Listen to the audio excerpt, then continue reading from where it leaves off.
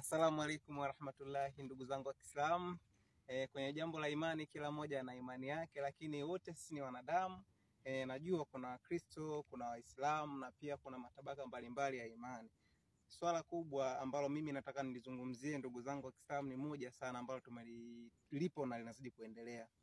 Swala zima la uumbaji ni kazi ya Mwenyezi Mungu, na swala lingine tena la ile ya natural yale, yani yale ya asili Mwenyezi Mungu ndiye anayewezesha kwa kila jambo. Sasa asije ukao na adhibu wenzio ambao limewatokea tukio kubwa mtaa 7 huko, unakuja unalijumlisha katika mahali ambapo sisi tulipo. Kumbe hamna, sisi wote ni sawa, wale nao pia ni binadamu na sisi pia ni binadamu, utofauti ni rangi. Swala natural kama ni saizi kama Tanzania tuna ukame wa mvua hainyeshi, lakini 90% kuna baadhi ya watu wanazungumza maneno mabaya kupitia hiyo mvua, kumbe hawajui kama wanamkosea Allah.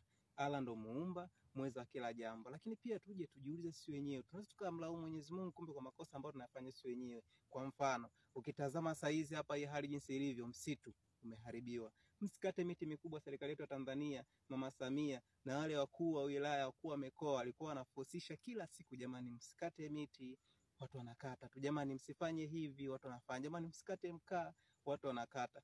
Changamoto tunakuja kuipata ya madhara ya kutokuwa na mvua ni hilo swala kusema kwamba tini uharibifu wa miti, kukata mikaa.